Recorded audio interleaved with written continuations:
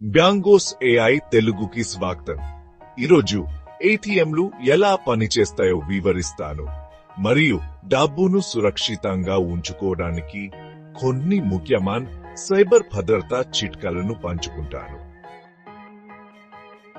Main topic వెళ్లే ముందు బ్యాంగో at తెలుగుని లైక్ చేయండి, షేర్ చేయండి అండ్ సబ్స్క్రైబ్ చేయండి. మరెన్నో నేను చేసే వీడియోస్ మీ నోటిఫికేషన్ ద్వారా రావాలంటే బెల్ ఐకాన్ని క్లిక్ చేయండి. టాపిక్ లోకి వెళ్ళిపోదాం. మొట్టమొదటి ఏటీఎం జూన్ 2006 లండన్ లోని బార్క్లేస్ బ్యాంక్ ద్వారా ఏర్పాటు చేయబడిందని మీకు తెలుసా? దీనిని జాన్ షెఫర్డ్ బార్న్ కనుగొన్నారు. యుఎస్ లో మొట్టమొదటి ఏటీఎం 2 సంవత్సరాల తర్వాత లాంగోలెడ్ లుక్స్ క్యాజో కెమికల్ బ్యాంక్ కోసం డొనాల్డ్ వెట్ జెల్ రూపొందించారు. భారతదేశంలో మొట్టమొదటి ఏటీఎం నగటలో ముంబైలో హెచ్ఎస్బిసి బ్యాంక్ ద్వారా ఏర్పాటు చేయబడింది. ఇప్పుడు ఏటీఎం ఎలా పని చేస్తాయో చూద్దాం. ముందుగా మీ కార్డును అంతరంలోకి చొప్పించండి. తర్వాత మీ పిన్ నమోదు చేయండి. కార్డ్ చొప్పించడం.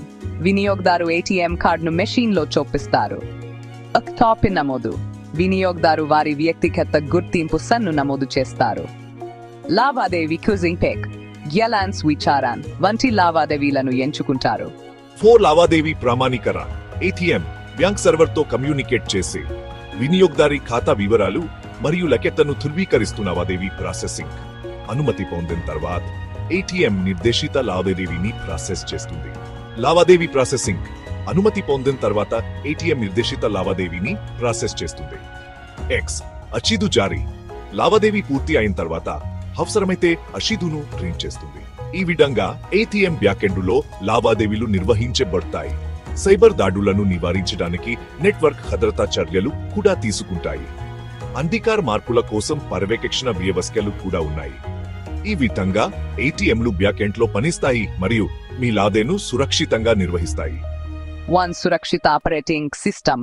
ఏటీఎంలు సాధారణంగా విండోస్ లేదా లినక్స్ వంటి ఆపరేటింగ్ సిస్టమ్ను ఉపయోగిస్తాయి. ఈ సిస్టమ్లను సమయానికి అప్డేట్ చేయడం ద్వారా సెక్యూరిటీ హార్న్ను తగ్గిస్తారు. యూపీగార్డ్ నెట్వర్క్ సెక్యూరిటీ. ఏటీఎంలు బ్యాంక్ నెట్వర్క్తో సురక్షిత కనెక్షన్ ద్వారా కమ్యూనికేట్ చేస్తాయి.